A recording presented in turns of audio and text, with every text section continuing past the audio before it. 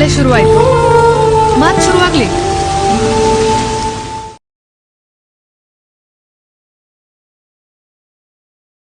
ನಮಸ್ಕಾರ ಕರ್ನಾಟಕ, ನಾನು ನಿಮ್ಮ ವಿಜಯ್. ಹೆಂಗಿದ್ರೆ ಎಲ್ಲರೂ ಸಕ್ಕತ್ತಾಗಿದ್ದೀರ ಅನ್ಕೊತಾ ಇದ್ದೀನಿ, ಸೂಪರ್ ಆಗಿದ್ದೀರ ಅನ್ಕೊತಾ ಇದ್ದೀನಿ. ಮತ್ತೊಂದು ಹೊಸ ಲಾಗ್ಗೆ ಸ್ವಾಗತ, ಸುಸ್ವಾಗತ. ಇವತ್ತಿನ ಒಂದು ಪುಸ್ತಕ ಪರಿಚಯ ಯಾವುದು ಅನ್ನೋದಾದರೆ ರವಿ ಬೆಳಗೆರೆ ಅವರು ಬರೆದಿರತಕ್ಕಂತಹ ಅಮ್ಮ ನನ್ನನ್ನು ಯಾಕೆ ಕೊಂದೆ. ಈ ಒಂದು ಪುಸ್ತಕ ಬಂದು ಕ್ರೈಮ್ ಥ್ರಿಲ್ಲರ್ ಕಾದಂಬರಿ ಆಗಿದೆ ಅಂತಲೇ ಹೇಳಬಹುದು. ಅಂದರೆ ನೈಜ ಘಟನೆ ಆಧಾರಿತ ಕ್ರೈಮ್ ಥ್ರಿಲ್ಲರ್ ಕಾದಂಬರಿ ಇದಾಗಿದೆ ಅಂತಲೇ ಹೇಳಬಹುದು.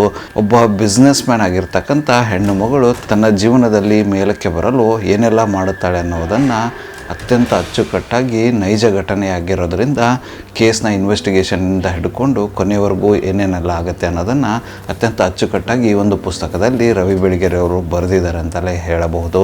ಈ ಒಂದು ಪುಸ್ತಕ ಬಂದು ನಾನು ಮುಂಚೆನೇ ಹೇಳಿಬಿಡ್ತೀನಿ, ಎಲ್ಲರಿಗೂ ಇಷ್ಟ ಆಗುವಂತಹ ಪುಸ್ತಕ ಇದಾಗಿಲ್ಲ ಅಂತಲೇ ಹೇಳಬಹುದು. ಯಾಕಂದರೆ ಇದರಲ್ಲಿ ಕ್ರೈಮ್ ರಿಲೇಟೆಡ್ ಇನ್ವೆಸ್ಟಿಗೇಷನ್ ಆಗಿರ್ಬೋದು, ಯಾವ ಥರ ಮರ್ಡರ್ ಆಗುತ್ತೆ, ಆ ಥರದ ಒಂದು ಎಲ್ಲ ವಿಚಾರಗಳನ್ನು ಒಳಗೊಂಡಿರತಕ್ಕಂತಹ ಒಂದು ಕಾದಂಬರಿ ಇದಾಗಿದೆ. ಸೊ ಹಾಗಾಗಿ ಇದು ತುಂಬ ಜನರಿಗೆ ಇಷ್ಟ ಆಗದೇ ಇರೋ ಪುಸ್ತಕ ಕೂಡ ಆಗಬಹುದು. ಬಟ್ ಯಾರೆಲ್ಲ ಕ್ರೈಮ್ ಥ್ರಿಲ್ಲರ್ ಕಾದಂಬರಿಗಳನ್ನು ಹುಡುಕ್ತಾ ಇದ್ದರೆ ಈ ಒಂದು ಪುಸ್ತಕವನ್ನು ಆಯ್ಕೆ ಮಾಡಿಕೊಳ್ಳಬಹುದು ಅಂತಲೇ ಹೇಳಬಹುದು. ಮೊಟ್ಟ ಮೊದಲನೇದಾಗಿ ಇದರಲ್ಲಿ ಬರ್ತಕ್ಕಂಥ ಮುಖ್ಯವಾದ ಪಾತ್ರ ಬಂದು ಇಂದ್ರಾಣಿ ಆಗಿರ್ತಾಳೆ. ಇಂದ್ರಾಣಿ ಬಂದು ತನ್ನ ಸ್ವಂತ ಮಗಳನ್ನೇ ಕೊಲ್ಲುವ ಒಂದು ನೈಜ ಘಟನೆಯ ಆಧಾರಿತ ಕ್ರೈಮ್ ಥ್ರಿಲ್ಲರ್ ಇದಾಗಿದೆ ಅಂತಲೇ ಹೇಳಬಹುದು. ಏನಕ್ಕೋಸ್ಕರ ಇಂದ್ರಾಣಿ ತನ್ನ ಮಗಳನ್ನೇ ಕೊಲ್ತಾಳೆ, ಯಾವ ತಾಯಿ ತನ್ನ ಸ್ವಂತ ಮಗಳನ್ನೇ ಕೊಲ್ಲೋದಕ್ಕೆ ಮುಂದಾಗ್ತಾಳೆ, ಯಾವ ರೀಸನ್ಗೆ ಕೊಲ್ತಾಳೆ ಅಂತ ಹಂತವಾಗಿ ವಿವರಿಸುತ್ತಾ ಹೋಗುತ್ತೆ.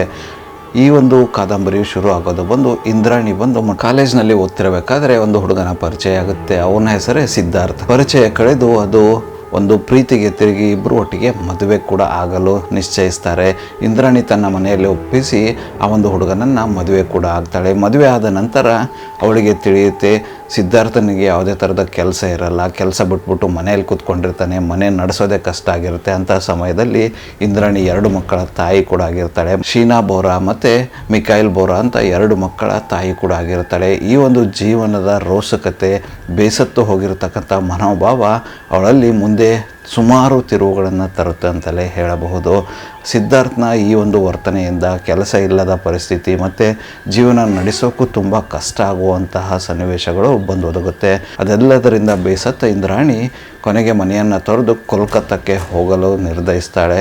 ಅದೇ ನಿರ್ಧಾರದಂತೆ ಕೋಲ್ಕತ್ತಾಕ್ಕೆ ಕೂಡ ಹೋಗ್ತಾಳೆ. ಕೋಲ್ಕತ್ತಾಕ್ಕೆ ಹೋದಾಗ ಅಲ್ಲಿ ಸಿಗುವವನೇ ಸಂಜಯ್ ಖನ್ನಾ ಸಿಕ್ಕ ನಂತರ ತನ್ನ ಜೀವನದಲ್ಲಿ ಮುಂದೆ ಬರಲು ಸಂಜಯ್ ಖನ್ನಾನನ್ನು ಮೊಟ್ಟ ಮೊದಲನೆಯ ಏಣಿಯಾಗಿ ಉಪಯೋಗಿಸಿಕೊಂಡು ಒಂದು ಕಂಪ್ನಿಯನ್ನು ಬಿಲ್ಡ್ ಮಾಡ್ತಾಳೆ. ಯಾವುದಪ್ಪ ಅದು ಅನ್ನೋದಾದರೆ INX ಸರ್ವಿಸಸ್ ಅಂತ, ಅಂದರೆ ಒಂದು ಹೈರಿಂಗ್ ಕಂಪ್ನಿ ಇದಾಗಿರುತ್ತೆ. ಆ ಥರದ ಒಂದು ಕಂಪ್ನಿನ ಸ್ಟಾರ್ಟ್ ಮಾಡಿ ಮೆಲ್ಲಗೆ ಮೇಲೇರಲು ಶುರು ಮಾಡ್ತಾಳೆ. ಆವಾಗ ಮೇಲೇರ್ತಿರ್ಬೇಕಾದಾಗ ಸಂಜಯ್ ಖನ್ನಾ ಜೊತೆಗೆ ಮದುವೆ ಕೂಡ ಆಗ್ತಾಳೆ. ಸಂಜಯ್ ಖನ್ನಾ ಜೊತೆಗೆ ಮದುವೆ ಆದಾಗ ಆವಾಗ ಕೂಡ ಒಂದು ಮಗು ಜನಿಸುತ್ತೆ. ಅವಳ ಹೆಸರೇ ಬಂದು ವಿಧಿ ಆಗಿರ್ತಾಳೆ.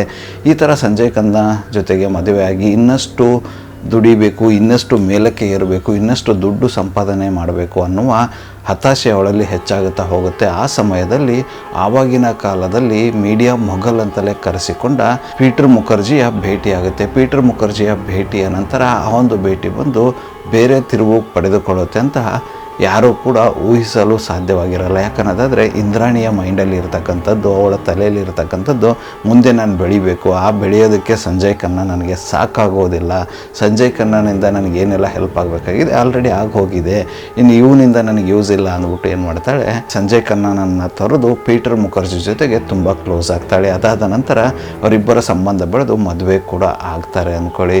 ಆ ಮದುವೆ ಆದ ನಂತರ ಸಂಜಯ್ ಖನ್ನಾನಿಗೆ ಆಲ್ರೆಡಿ ಒಬ್ಬ ಮಗ ಇರ್ತಾನೆ. ಆ ಮಗನ ಹೆಸರೇ ಬಂದು ರಾಹುಲ್ ಆಗಿರುತ್ತೆ. ಸೊ ಇದೇ ಥರ ಸಂಜಯ್ ಖನ್ನಾನನ್ನು ಬಿಟ್ಟು ಯಾವಾಗ ಪೀಟರ್ ಮುಖರ್ಜಿಯನ್ನು ಮದುವೆ ಆಗ್ತಾಳೆ ಆವಾಗ ಅತ್ಯುನ್ನತ ಸ್ಥಾನವನ್ನು ಪಡಿತಾಳೆ ಸಮಾಜದಲ್ಲಿ. ಯಾಕಂದರೆ ಪೀಟರ್ ಮುಖರ್ಜಿ ಬಂದು ಆಲ್ರೆಡಿ ನಾನು ಆವಾಗಲೇ ಹೇಳ್ದಂಗೆ ಮೀಡಿಯಾ ಮೊಘಲ್ ಅಂತಲೇ ಕರೆಸಿಕೊಂಡಿರ್ತಕ್ಕಂತಹ ಒಂದು ಕ್ಯಾಂಡಿಡೇಟ್ ಆಗಿರ್ತಾನೆ. ಆ ಥರದ ಒಂದು ವ್ಯಕ್ತಿತ್ವ ಅವ್ರದ್ದಾಗಿರುತ್ತೆ. ಅಂದರೆ ಸಮಾಜದಲ್ಲಿ ಒಂದು ಒಳ್ಳೆಯ ಹೆಸರಿರುತ್ತೆ ಅಂತಲೇ ಹೇಳಬಹುದು. ಮದುವೆ ಆದ ನಂತರ ಅಲ್ಲಿ INX ಮೀಡಿಯಾ ಅಂತ ಅನ್ನುವ ಮತ್ತೊಂದು ಕಂಪನಿಯನ್ನು ತೆರೆಯುತ್ತಾಳೆ ಪೀಟರ್ ಮುಖರ್ಜಿಯ ಸಹಾಯದೊಂದಿಗೆ. ಈ ಥರ ಹಿಂಗೆ ಮೇಲಿರ್ತಿರ್ಬೇಕಾದ್ರೆ ಈ ಒಂದು ಮೊದಲನೆಯ ಮಕ್ಕಳೇನಿರ್ತಾರೆ ಶೀನಾ ಬೋರಾ ಮತ್ತು ಮಿಕಾಯಿಲ್ ಬೋರಾ, ಅವರನ್ನು ಅವರ ಅಜ್ಜಿ ತಾತ ನೋಡ್ಕೊತಾ ಇರ್ತಾರೆ. ಅಂದರೆ ಇಂದ್ರಾಣಿಯ ತಂದೆ ತಾಯಿ ನೋಡ್ಕೊತಿರ್ತಾರೆ. ಸಡನ್ನಾಗಿ ಅವರ ಕಾಲವಾಗಿ ಹೋಗುತ್ತೆ, ಅವರ ಮರಣವಾಗುತ್ತೆ, ನಿಧನವಾಗುತ್ತೆ. ಅದಾದ ನಂತರ ಅವರಿಗೆ ನೋಡ್ಕೊಳ್ಳೋಕೆ ಯಾರು ಇಲ್ಲದೆ ಇರೋ ಕಾರಣ ಅವರನ್ನು ಅನಿವಾರ್ಯವಾಗಿ ಇಂದ್ರಾಣಿಯೇ ನೋಡಿಕೊಳ್ಳುವ ಒಂದು ಪರಿಸ್ಥಿತಿ ಬರುತ್ತೆ. ಯಾಕಂದರೆ ಸಿದ್ಧಾರ್ಥ ಆಲ್ರೆಡಿ ಮನೆ ಬಿಟ್ಟು ಹೋಗಿರ್ತಾನೆ, ಎಲ್ಲಿರ್ತಾನೆ ಅನ್ನೋದೇ ಗೊತ್ತಿರಲ್ಲ. ಸೊ ಆವಾಗ ಶೀನಾ ಬೋರಾ ಮತ್ತು ಮಿಖಾಯಿಲ್ ಬೋರಾನ ತಾನು ಮುಂಬೈ ತನ್ನ ನಿವಾಸಕ್ಕೆ ಕರೆಸಿಕೊಂಡು ಅವಳು ಮಾಡ್ತಕ್ಕಂಥ ಮೊಟ್ಟ ಮೊದಲನೇ ಅವಮಾನ ತನ್ನ ಸ್ವಂತ ಮಕ್ಕಳಿಗೆ ಏನಪ್ಪ ಅಂದರೆ, ಸಮಾಜದಲ್ಲಿ ಇವರಿಬ್ಬರು ನನ್ನ ಮಕ್ಕಳು ಅಂತ ಹೇಳಿಕೊಳ್ಳದೆ ಬದಲಿಗೆ ತನ್ನ ತಂಗಿ ಮತ್ತು ತಮ್ಮ ಅಂತ ಎಲ್ಲರಿಗೂ ಪರಿಚಯಿಸ್ತಾಳೆ. ಪೀಟರ್ ಮುಂದೆ ತನ್ನ ಮೊದಲನೆಯ ದಾಂಪತ್ಯದ ಗುಟ್ಟನ್ನು ಮುಚ್ಚಿಡ್ತಾಳೆ. ಅದಕ್ಕೋಸ್ಕರ ಇವಳು ಏನು ಮಾಡ್ತಾಳೆ, ತನ್ನ ಮೊಟ್ಟ ಮೊದಲನೆಯ ಗಂಡನ ಮಕ್ಕಳೇನಿರ್ತಾರೆ ಅವರಿಬ್ಬರನ್ನು ತನ್ನ ಮಕ್ಕಳಲ್ಲ, ಬದಲಿಗೆ ನನ್ನ ತಂಗಿ ಮತ್ತು ತಮ್ಮ ಅಂತ ಪರಿಚಯಿಸ್ತಾಳೆ. ಹೀಗೆ ಮನೆಯಲ್ಲಿ ಕರೆದುಕೊಂಡು ಅವಳು ಶೀನಾ ಬೋರಾನ ಇಟ್ಕೋತಾಳೆ. ಮಿಖಾಯಿಲ್ನ ಬೆಂಗಳೂರಿನ ಒಂದು ಕಾಲೇಜಲ್ಲಿ ಓದೋಕ್ಕೆ ಹಾಕ್ತಾಳೆ. ಯಾವಾಗ ಶೀನಾ ಬೋರನ್ನ ಮನೆಯಲ್ಲಿ ತಂದಿಟ್ಕೋತಾಳೆ, ಆವಾಗ ಶೀನಾ ಬೋರಾಳಿಗೆ ರಾಹುಲ್ನ ಪರಿಚಯ ಆಗುತ್ತೆ. ಪರಿಚಯ ಹೋಗಿ ಅವರಿಬ್ಬರ ಮಧ್ಯೆ ಪ್ರೀತಿ ಸ್ನೇಹ ಬೆಳೆಯಲು ಸ್ಟಾರ್ಟ್ ಆಗುತ್ತೆ. ಅತ್ಯಂತ ಕ್ಲೋಸ್ ಆಗ್ತಾರೆ. ಇಬ್ಬರು ಒಟ್ಟಿಗೆ ಒಡನಾಟ ಹೆಚ್ಚಾಗ್ತಾ ಹೋಗುತ್ತೆ. ಇದನ್ನು ಅರಿತಂತಹ ಇಂದ್ರಾಣಿಗೆ ತುಂಬ ಕೋಪ ಬರಲು ಶುರು ಆಗುತ್ತೆ. ಏನಪ್ಪ ಇವಳು ಈ ಥರ ಮಾಡ್ತಿದ್ದಾಳೆ ಅನ್ನೋ ಥರ ಅನ್ಸೋಕ್ಕೆ ಸ್ಟಾರ್ಟ್ ಆಗುತ್ತೆ. ಯಾಕಂದರೆ ರಾಹುಲ್ ಬಂದು ಪೀಟರ್ನ ಮಗ ಆಗಿರ್ತಾನೆ. ಆಸ್ತಿ ಎಲ್ಲ ರಾಹುಲ್ನ ಹೆಸರಲ್ಲಿರೋ ಕಾರಣ ಎಲ್ಲಿ ಮುಂದೆ ರಾಹುಲ್ ಏನಾದರೂ ಶೀನಾ ಬೋರಾನ್ನ ಮದುವೆ ಆಗಿಬಿಟ್ರೆ ಆಸ್ತಿ ತನ್ನ ಕೈ ತಪ್ಪಿ ಹೋಗುತ್ತೆ ಅಂತ ಏನೇನೋ ತಲೆಯಲ್ಲಿ ಆಲೋಚನೆಗಳು ಬರಲು ಶುರು ಆಗುತ್ತೆ. ಇವಳು ಶೀನಾ ಬೋರಾನ ಏನೋ ಕರೆದುಕೊಂಡು ಬಂದು ಇಟ್ಕೊಂಡಿರ್ತಾಳೆ. ಯಾವುದೇ ಕಾರಣಕ್ಕೂ ಒಂದು ದಿವಸ ಕೂಡ ಇವಳು ಆ ಒಂದು ಹುಡುಗಿಯನ್ನು ಚೆನ್ನಾಗಿ ನೋಡಿಕೊಂಡಿರಲ್ಲ. ಅತ್ಯಂತ ಕೀಳವಾಗಿ ಕಂಡಿರ್ತಾಳೆ. ಅದೇ ಒಂದು ಜಾಗದಲ್ಲಿ ವಿಧಿಗೆ ಸಿಕ್ಕಾಪಟ್ಟೆ ಐಷಾರಾಮಿ ಜೀವನವನ್ನು ಕೊಟ್ಟಿರ್ತಾಳೆ. ಬಟ್ ಅದೇ ಶೀನಾ ಬೋರಾ ವಿಚಾರ ಬಂದರೆ ಅತ್ಯಂತ ಕೀಳಾಗಿ ಕಾಣ್ತಾ ಇರ್ತಾಳೆ. ಅಷ್ಟೊಂದು ಅವಳಿಗೆ ಒಂದು ಸಪೋರ್ಟಿವ್ ಆದಂತಹ ಲೈಫ್ ಕೊಡ್ತಾ ಇರಲ್ಲ. ಆವಾಗ ಆ ಒಂದು ಸಮಯದಲ್ಲೇ ಶೀನಾ ಬೋರಾಳಿಗೆ ರಾಹುಲ್ ಪರಿಚಯ ಆಗಿರುತ್ತೆ. ರಾಹುಲ್ ಅವಳನ್ನು ತುಂಬ ಚೆನ್ನಾಗಿಯೇ ನೋಡಿಕೊಳ್ತಾ ಇರ್ತಾನೆ. ಈ ಒಂದು ತಾಯಿಯ ಪ್ರೀತಿ ಕಾಣದೆ ಯಾವಾಗ ಸಮಾಜದಲ್ಲಿ ಹೆತ್ತ ತಾಯಿಯ ತನ್ನನ್ನು ತಂಗಿ ಅಂತ ಪರಿಚಯ ಮಾಡ್ತಾಳೆ, ಅದರಿಂದ ಬೇಸತ್ತು ಹೋಗಿರ್ತಾಳೆ. ಮತ್ತು ತಾಯಿಯ ಒಡನಾಟ ಹೆಚ್ಚಾಗಿ ಚೆನ್ನಾಗಿ ಇಲ್ಲದೆ ಇರೋ ಕಾರಣ ಅದರಿಂದನೂ ಕೂಡ ರೋಸಿ ಹೋದಂತಹ ಶೀನಾ ಬೋರಾ ಮನೆಯನ್ನು ತೊರೆದು ರಾಹುಲ್ನೊಟ್ಟಿಗೆ ಇರಲು ಹೊರಡ್ತಾಳೆ. ಯಾವಾಗ ಶೀನಾ ಬೋರಾ ಮನೆಯನ್ನು ತೊರೆದು ರಾಹುಲ್ನೊಟ್ಟಿಗೆ ಇರಲು ಹೋಗ್ತಾಳೆ, ಆವಾಗ ಇನ್ನಷ್ಟು ಉದ್ರೇಕಗೊಳ್ತಾಳೆ ಇಂದ್ರಾಣಿ. ಯಾಕಂದರೆ ಎಲ್ಲಿ ನನ್ನ ಆಸ್ತಿ ಕೈ ತಪ್ಪಿ ಹೋಗುತ್ತೆ, ಪೀಟರ್ನ ಆಸ್ತಿ ನನಗೆ ದಕ್ಕುವುದಿಲ್ಲ ಅಂತ ಸುಮಾರು ನೂರಾರು ಆಲೋಚನೆಗಳು ಅವಳ ಒಂದು ತಲೆಯಲ್ಲಿ ಬರಲು ಶುರು ಆಗುತ್ತೆ. ಅದೇ ಸಮಯದಲ್ಲಿ ಅವಳೊಂದು ಪ್ಲ್ಯಾನ್ನ ಮಾಡ್ತಾಳೆ. ಇದೇ ಥರ ಹೋದರೆ ಮುಂದೆ ನನಗೆ ಕುತ್ತು ಬರುತ್ತೆ, ನನಗೆ ಆಪತ್ತು ಬರುತ್ತೆ ಅಂತ ಯೋಚನೆ ಮಾಡಿ ಶೀನಾ ಬೋರಾಳನ್ನು ಹೆಂಗಾದರೂ ಮಾಡಿ ಮುಗಿಸ್ಬೇಕು ಅಂತ ಸ್ಕೆಚ್ ಹಾಕ್ತಾಳೆ. ಆ ಒಂದು